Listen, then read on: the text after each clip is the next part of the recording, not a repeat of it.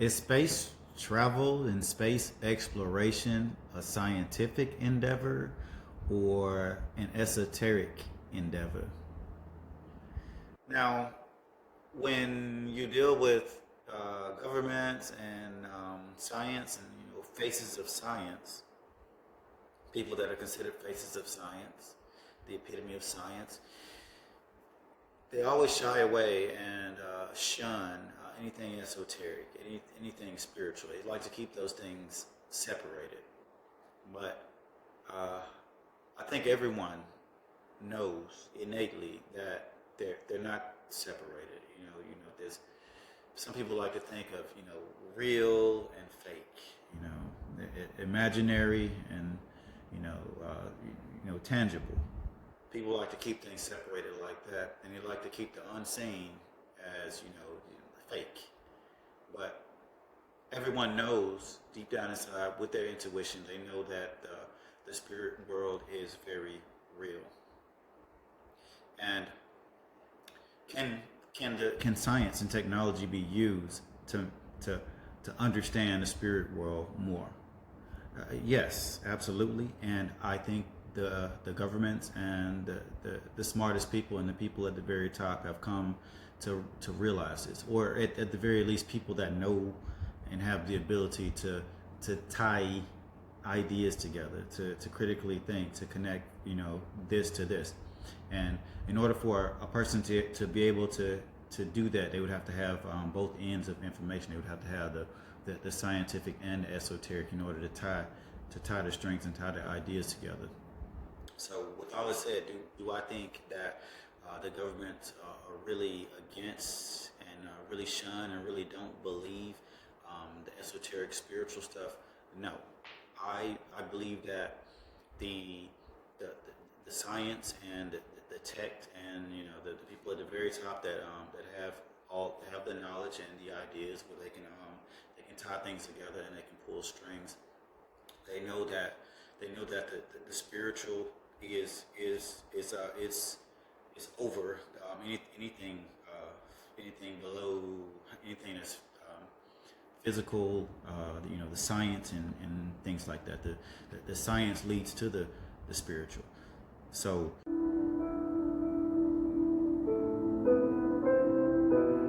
I say all that to say that a discipline, an esoteric discipline, for example, astrology, understanding and knowing about the sky. The sky is our collective consciousness. It's our brain. It's our mind. So it would be imperative to discover and know everything, know as much as possible about what's in the sky and what surrounds the earth, because that's the mind. And the more you know about the mind, the more you control. You can't control what's here, because all we have is what's here. We can make the illusion that we can leave here and do things here, but it's just an illusion. It's a smoke screen that makes other people think about something that doesn't matter, while the people are working on what really does matter. And what really does matter is to knowing how the mind works. How the mind, people like to call it the mind of God, how the mind works. And with all of that, it all comes down to self-interest, and people. We're very divided in this world. One of the biggest divisions is countries. We're divided by countries, and each country, I believe, they're using these esoteric principles for empowerment of their country and their people, and they give things to their people on a need-to-know basis, and they're basically being the brain for the people, and you can't tell people too much, or they may blow the cover of the whole thing. So I'm saying all that to say that these space programs, for example, NASA and other rich countries that have space programs. And I'm pretty sure other countries that are not so rich, they have other programs. They probably just stuck to the spiritual and disregarded the science. Or they haven't realized that the science and the esoteric can be connected yet. And I'm saying all that to say, space programs like NASA, the purpose of them is for esoteric purpose. The more you know about what's deep out in space, the more you know about, the mind of the universe, the collective consciousness, the mind of God, however you want to think this to be and label it as a name.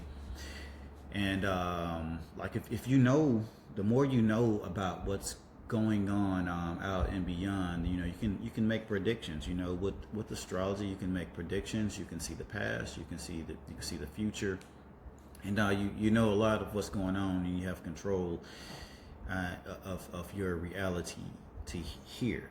And what you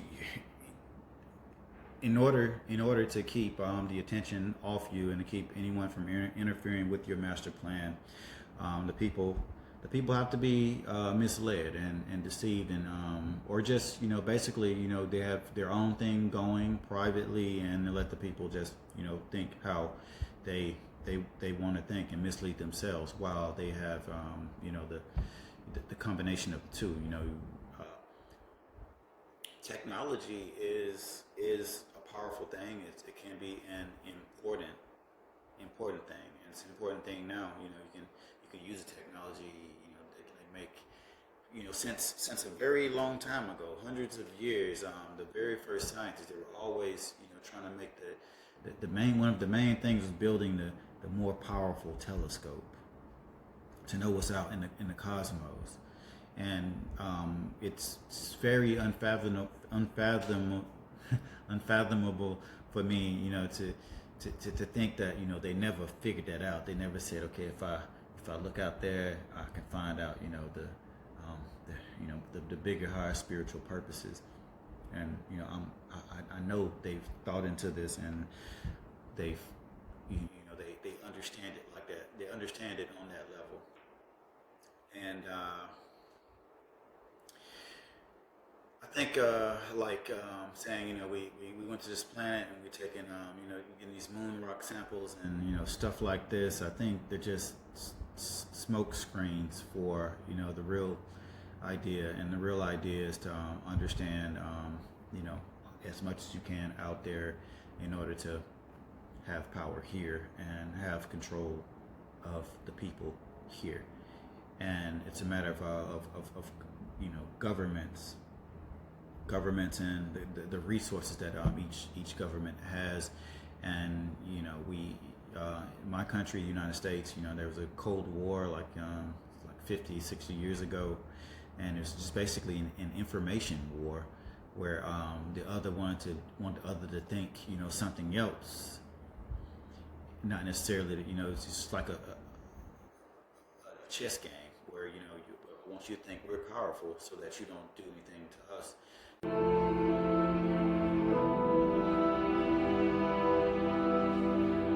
Something really interesting that I came across not that long ago was about the World War II. It was a very esoteric war. It was based on a lot of esoteric principles and esoteric misinformation. And one of the main users of esoteric knowledge for gain in the war were the Germans.